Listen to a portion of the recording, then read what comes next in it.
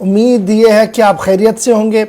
आज जनवरी की 16 तारीख है, सन 2023 है और हस्बे वादा प्रोग्राम मॉर्निंग शो हमारा सलाम जेके रहता है। इसमें हम हाजिर खिदमत है आपके सामने। हर दिन सुबह 8:35 पर आने की कोशिश करते हैं आपके सामने, ताकि आपको खबरों से बाखबर करें। न सिर्फ जम्मू कश्मीर की मौजूदा सियासी, समाजी और इख्तिसादी सूरत हाल से आपको बाखबर कराने की कोशिश करते हैं, बल्कि हमारी ये कोशिश भी रहती है कि आपको मुल्की सतह पर क्या कुछ चल रहा है, बैनुल-अक़वामी सतह पर क्या कुछ चल रहा है, और उन सभी खबरों के भी जम्मू कश्मीर के जाविये से, मुल्की सियासत के जाविये से क्या कुछ कहाँ पर हो रहा है, आपको बाखबर करने की कोशिश करते हैं। उम्मीद है कि आज भी आप अपना साथ, हमारा साथ देते रहेंगे। अब और ये साथ आप टीवी पर भी हमें देंगे, और साथ साथ हमारी राब्ता साइट फेसबुक, ट्विटर, इंस्टाग्राम को और हमारी ऑफिशियल वेबसाइट www.gulistannews.in पर भी आकर देंगे, क्योंकि हर पल हम वहां पर आपको अपडेट करते रहते हैं 24/7, और नई खबरें, नए तज्जिए और नए तबसरों के साथ वहां पर हम 24/7 अवेलेबल है, उसी तरीके से जिस तरीके से टीवी पर हम आपके सामने हर पल खबर तह तक बताते हैं। लेकिन एक प्यार और मोहब्बत का रास्ता ये है कि आप अगर किसी खबर को, किसी तज्जिए को छपाना चाहते हैं, हमारे सोशल मीडिया प्लेटफॉर्म पर उसको जगह दिलवाना चाहते हैं, तो आप हमारी ऑफिशियल वेबसाइट पर जरूर आइएगा, ऑफिशियल मेल आईडी पर मेल कीजिएगा, वीडियो, फोटो जो भी आपके पास से तज्जिया है भेजिएगा, जरूर उसको जगह मिलेगी हमारी ऑफिशियल वेबसाइट पर भी और दीगर जगहों पर भी, इस उम्मीद के साथ कि यह प्यार लगातार बना रहेगा। क्योंकि आज 16 जनवरी है और 16 जनवरी माजी में हमें क्या कुछ सबक पढ़ा चुका है, आज के सबक को याद दिलाएंगे आसिफ रशीद दिल्ली स्टूडियो में मेरे साथ मौजूद है, और शुरुआत करेंगे प्रोग्राम की हिस्ट्री ऑफ डे से। खुशामदीद, गुड मॉर्निंग, बहुत बहुत स्वागत, इस्तकबाल आप सभी का। पीर का दिन है, नई सुबह का आगाज सूरज की नई किरणों के साथ। प्रोग्राम सलाम जेके के एक नए शुमारे के साथ हम आपकी खिदमत में हाजिर हैं। प्रोग्राम का आगाज करते हैं तय फॉर्मेट के मुताबिक। 10 बजे तक हमारा और आपका साथ रहने वाला है, लेकिन इब्तिदा होती है हिस्ट्री ऑफ द डे के साथ। तारीख में आज का दिन या इतिहास में आज के दिन में खास बातें क्या है, क्यों इस दिन पर बात करना जरूरी है। सबसे पहले कुछ अहम पॉइंट्स आपको बताते हैं तारीख में आज के दिन के हवाले से। 16 जनवरी है आज, साल 2023। 1761 में आज ही के दिन अंग्रेजों ने पौंडीचेरी पर मुकम्मल तौर कब्जा कर लिया था, जो मौजूदा वक्त में यूनियन टेरिटरी है, एक छोटा सा इलाका। उस इलाके पर मुकम्मल तौर पर अंग्रेजों ने कब्जा किया था, और बाद में इसे 2 अलग इलाके जो है वो मुकम्मल तौर पर अलग भी कर दिए गए। 1761 में, यानी इसी साल के अंदर ही, जब अंग्रेजों ने इस पर कब्जा किया, तो फ्रांस के कब्जे से भी पौंडीचेरी को फ्रांस के कब्जे से अंग्रेजों ने आज के दिन जब छीना, तो सबसे बड़ी बात ये इसमें थी कि 3 मुख्तलिफ हिस्से, जिनको बाद में 2 रियासतों के साथ 2 हिस्सों को मिला दिया गया, पौंडीचेरी को अलग कर दिया गया। आज के दिन ये पेशरफ्त हुई थी, अब अंग्रेजों की तरफ से कब्जा किया गया था। लेकिन एक नई जंग का आगाज 16 जनवरी के दिन 1761 में उस वक्त हुआ, जब अंग्रेज या फिर फ्रांस की जो फौज थी वो आमने सामने आ गई। 1769 में आज ही के दिन अकरा, कोलकाता के अंदर, जिसे अब कोलकाता कहा जाता है, पहली बार यहां पर घुड़ दौड़ का एहतमाम किया गया। हॉर्स राइडिंग पहली बार हिंदुस्तान के अंदर हुई 1769 में। 1920 में लीग ऑफ नेशंस ने पेरिस, फ्रांस के अंदर काउंसिल का पहला इजलास मुनक्किद किया 16 जनवरी के दिन। आज से ठीक 20 बरस कबल, यानी 2003 में, हिंदुस्तानी नजाद कल्पना चावला दूसरे खलाई सफर पर रवाना हुई। स्पेस में आज के दिन वो निकली। साल 2013 में, 10 साल कबल, शाम यानी सीरिया के शहर इदलिब के अंदर बम धमाके हुए, 24 अफराद हलाक हुए। और ये तवील मुद्दत से चलने वाली जंग साल 2023 के इन पहले 2-3 हफ्तों के अंदर भी काफी तेज हुई है, और मजीद हमले रूसी अफवाज या दीगर लोगों की तरफ से किए जा रहे हैं ताकि आईएसआईएस का खात्मा हो सके। लेकिन जो दहशतगर्दी यहां पर पनपी थी, जो सूरत हाल बनी थी 2013 के बाद, मुसलसल इलाकों के अंदर बम धमाके, या इदलिब भी काफी ज्यादा सुर्खियों में रहा धमाकों की वजह से। 1965 में सोवियत यूनियन यानी यूएसएसआर ने आज के दिन जौहरी तजर्बा किया, पहला इस तरह का एक्सपेरिमेंट था। इसके अलावा 1757 में जर्मनी ने रूस के खिलाफ आज ही के दिन जंग का ऐलान किया था, 16 जनवरी 1757 को। हिंदुस्तान और आलमी तारीख में ये अहम वाकयात थे। एक लंबी फहरिस्त हमारे सामने रहती, लेकिन चंद अहम वाकयात जो आपके सामने हम इनमें से उठाकर लाते हैं, या कुछ इंपॉर्टेंट पॉइंट्स रहते हैं, वो आपके सामने रखते हैं। मॉर्निंग शो में आगे बढ़ेंगे और अब बात जरा जम्मू कश्मीर की सबसे पहले होगी, शुमाली भारत की होगी। और आज एक बार फिर से अपडेट आपको करेंगे मौसम के हाल अहवाल से। ताजा तरीन सूरत हाल क्या है पिछले 24 घंटों में या आइंदा 24 घंटों के अंदर क्या कुछ रहने वाला है, क्योंकि कुछ नए रिकॉर्ड्स। इशफाक, सर्दी अब एक बार फिर से खुश्क मौसम में बना रही है। चलिए जनाब, खबर का आगाज तो आसिफ ने बता ही दिया आपको कि मौसम के मिजाज से करते हैं, क्योंकि मौसम का मिजाज जो है वो बदला बदला सा इंटायर नॉर्थ इंडिया के अंदर दिख रहा है। उत्तर प्रदेश से लेकर दिल्ली और दिल्ली से लेकर जम्मू कश्मीर तक ठंड ने एक बार फिर अपने पैर जो बसा लिए हैं और शदीद ठंड के बीच अब दर्जे हरारत में भी नुमाया कमी जो है वो देखने को मिल रही है।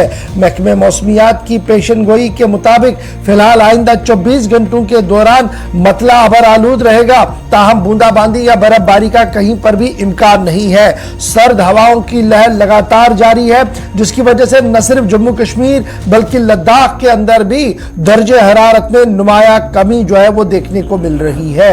पहलगाम के अंदर दर्जे हरारत -10.9 डिग्री सेल्सियस रिकॉर्ड किया गया था और करगिल शहर के अंदर 15.8 डिग्री रिकॉर्ड किया गया था दर्जे हरारत। और जहां दर्जे हरारत की हम आपको बात बता रहे हैं, वहीं पर खबर यह भी है कि श्रीनगर जम्मू कौमी शाहरा गाड़ियों की आवाजाही के लिए बदस्तूर खुली हुई है। और कल महकमे मौसमियात की पेशनगोई के बावजूद भी जिस तरीके से ट्रैफिक अमले ने काम किया है और ट्रैफिक इंतजामिया की तरफ से यह साफ कर दिया गया है कि गुज़श्ता 24 घंटों के दौरान जो इतवार का पूरा दिन है, सिर्फ आधे घंटे के लिए कौमी शाहरा पर गाड़ियों की आवाजाही को रोका गया, क्योंकि बानिहाल और शेर बीबी के मकाम पर नेशनल हाईवे पर काम हो रहा था, जिसकी वजह से तकरीबन 30 से 35 मिनट तक गाड़ियों को रोका गया, जिसके फौरन बाद गाड़ियों की आवाजाही को यकीनी बनाने की कोशिश की गई। और आज भी ट्रैफिक जो है वो मामूल के मुताबिक चलेगा, हैवी मोटर व्हीकल्स भी और उसके साथ साथ लाइट मोटर व्हीकल्स भी चलेंगे। इधर जहां महकमे मौसमियात की हम बात कर रहे हैं, तो महकमे मौसमियात की पेशनगोई के मुताबिक लद्दाख की जब हम जहां तक बात करते हैं, जहां पर सर्दी का शदीद असर इस वक्त लेह के अंदर भी है, करगिल के अंदर भी है, नए रिकॉर्ड्स बनते हुए नजर आ रहे हैं। और दर्जा हरारत 15.4 डिग्री जहां करगिल के अंदर चला गया है, वहीं पर रात का दर्जा हरारत 18 तक यानी -18 के आसपास भी आपको नजर आ रहा है। गुलमर्ग की जहां तक बात करें, जो नॉर्थ कश्मीर बारामूला डिस्ट्रिक्ट का हिस्सा है, तो वहां पर दर्जा हरारत 10.4 डिग्री रिकॉर्ड किया गया है। और इसी तरीके से कुपवारा के अंदर 1.3 और शहर श्रीनगर के अंदर भी रात के दर्जे हरारत में नुमाया कमी जो है वो एक बार फिर देखने को मिल रही है।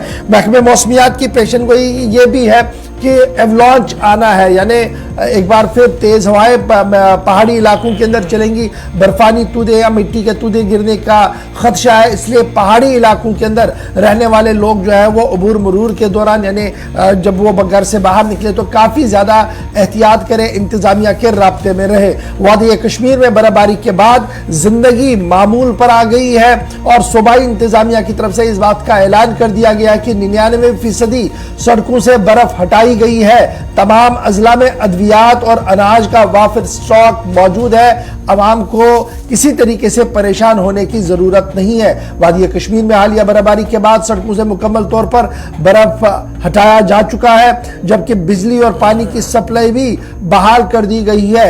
हुक्काम का मानना है कि 99% सड़कें काबिल आमदरफ्त बनाई गई हैं, जबकि तमाम फिल्ट्रेशन प्लांट और बिजली सप्लाई करने वाले इदारे जो है वो 100% अपना काम कर रहे हैं। तो एक तरफ से जो गुज़श्ता दिनों बर्फबारी हुई थी, उसके बाद सूबाई इंतजामिया का बयान, इस बीच खबर यह कि श्रीनगर जम्मू कौमी शाहरा भी बदस्तूर खुली हुई है। और ये भी खबर आ रही है कि सूबाई इंतजामिया ने बर्फानी तोदे गिरने की वार्निंग जो है वो जारी कर दी है और 8 अजला ऐसे हैं जिन्हें आइडेंटिफाई कर दिया गया है कि यहाँ पर बर्फानी तोदे जो है वो गिराएंगे। इसलिए पहाड़ी इलाकों के अंदर रहने वाले लोग जो है वो काफी मोहतात रहे और एहतियात से काम ले। फिलहाल मौसम का मिजाज बदलेगा नहीं, आज मतला बरालूद रहेगा, ठंडी हवाओं से पूरे कश्मीर को जूझना पड़ेगा। ये हवाएं सिर्फ आपको वादी कश्मीर के अंदर नहीं दिखेंगी, जम्मू के बालाई इलाकों के अंदर भी दिखेंगी। पंजाब से होते हुए जब आप दिल्ली तक आएंगे तो इस पूरे खित्ते के अंदर आपको शदीद सर्दी सुबह जरूर नजर आएगी। तो ये थी जनाब सर्दी की सूरत हाल। इस बीच खबर यह है कि सर्दी की सूरत हाल के बीच कुछ अमवात भी हो रही हैं और ये अमवात होना कोई एक नया ट्रेंड भी बन रहा है और माहिरीन इसे इंतहाई अफसोसनाक भी मान रहे हैं। बिल्कुल, सर्दी की वजह से मुसलसल हार्ट अटैक्स के केसेस में भी इजाफा देखा जा रहा है। जो माहिरीन की राय है या डॉक्टर्स इस पर अपनी बात रख रहे हैं। दरअसल पिछले 24 घंटे बिल्कुल भी अच्छे जम्मू कश्मीर के लिए नहीं रहे हैं, स्पेशली वादी के लिए।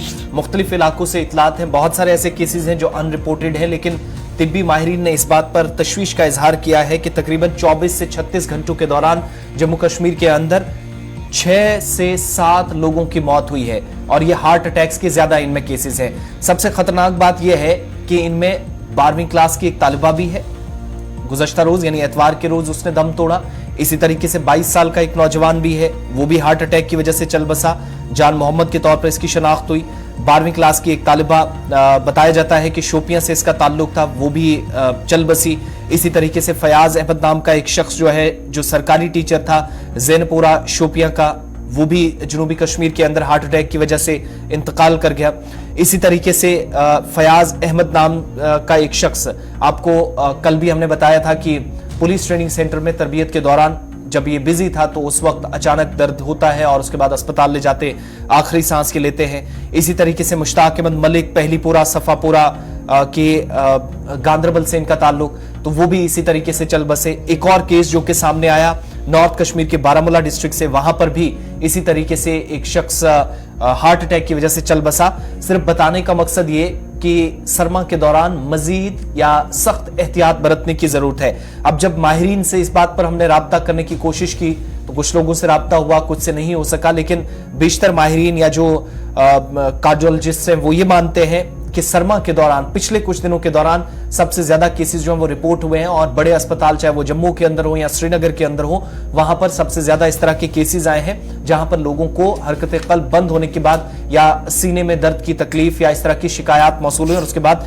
पेशेंट्स यहां पहुंचे हैं। लेकिन ये इस वक्त जो परसेंटेज है, death percentage due to heart attacks, वो 1% से भी कम है गैर सरकारी आदादोशुमार के मुताबिक। लेकिन 5-6 मौतें एक साथ होना, 5-6 लोगों का एक साथ जाना और ये जो ज्यादातर हार्ट अटैक्स के केसेस है, ये तशवीश का इजहार इसलिए माहिरीन की तरफ से किया जा रहा है क्योंकि सरमा में आने वाले कुछ दिनों के अंदर मजीद इस तरह के केसेस आने का खदशा भी डॉक्टर्स की तरफ से, मुआलिजीन की तरफ से जाहिर किया गया है। चलिए जनाब, एहतियात बरतिएगा। शदीद ठंड के अंदर जब आप बाहर निकलेंगे तो प्रॉपर गर्मी और प्रॉपर मफलर लगा कर ही बाहर आइएगा। फिलहाल बढ़ते हैं जी आगे, बात जरा इंतजामिया की आपके सामने रखते हैं और बड़े बाबुओं की बात करते हैं। बड़े बाबू भी अपने ऊपर कानून का निफाज सही तरीके से नहीं करते हैं और लेकिन अब हुकूमत ने कमर कस ली है और कमर इसलिए कस ली है क्योंकि हजारों की तादाद में गेजेटेड ऑफिसर्स अपना एपीआर देने में नाकाम हुए हैं। ऑनलाइन पोर्टल स्पैरो पर एपीआर फाइल करना था, एनुअल प्रॉपर्टी रिपोर्ट उन्होंने जमा देनी थी कि पूरे साल उनकी प्रॉपर्टी कितनी रही है, मनकूला प्रॉपर्टी कितनी है, गैर मनकूला प्रॉपर्टी कितनी है, और फिर उसका मुकाबला पिछले साल से भी किया जाता। लेकिन अब माना जा रहा है कि हजारों गेजेटेड ऑफिसर जो है वो फेल हुए हैं जी एपीआर अपना ऑनलाइन स्पैरो पोर्टल पर देने के लिए। ब्लैंक शीट्स ऑटो जनरेट किए गए, फॉरवर्ड किए गए हैं और अब जब ये ब्लैंक शीट्स आगे चले गए हैं तो इंतजामिया ने भी फैसला लिया है, यानी सिविल सेक्रेटरीट के कॉरिडोर से जो खबर सामने आ रही है वो ये मानी जा रही है कि इसे ट्रीट किया जाएगा एज ए डिफॉल्ट, यानी जिस अफसर की तरफ से ब्लैंक शीट स्पैरो पर आगे चली गई होगी उसका माना जाएगा डिफॉल्ट कि उसने जानबूझकर ये चीज दी नहीं है। और अब चीफ सेक्रेटरी की सरबराही वाली कमेटी ने इस बात का फैसला लिया है कि उन अफसरों के खिलाफ ताज़ीबी कार्रवाई भी होगी। इंफॉर्मेशन टेक्नोलॉजी डिपार्टमेंट ने पहले ही तमाम अफसरों को इस सिलसिले में मुनासिब तरबियत फराहम की थी कि किस तरीके से स्पैरो के तहत आपने अपने एपीआर्स को जमा करवाना है। ताहम खबर यह है कि यूनियन टेरिटरी जम्मू कश्मीर के अंदर एनुअल प्रॉपर्टी रिपोर्ट एपीआर देने में कई लोग जो है वो नाकाम हुए हैं और स्मार्ट परफॉर्मेंस अप्राइजल रिपोर्ट पर इसका असर जो है वो साफ दिखेगा। स्पैरो बाज़ाब्ता तौर पर यानी स्टैंडर्ड ऑपरेटिंग प्रोसीजर्स के तहत जो जनरल एडमिनिस्ट्रेटिव डिपार्टमेंट ने ये स्पैरो इंट्रोड्यूस करवाया था और ये साफ किया था कि इसे सेंट्रलाइज किया जाएगा ताकि आप ये सारी चीजें जो ऑनलाइन करिए, फिर जो आपका एपीआर होगा इसको चेक एंड बैलेंस भी होगा।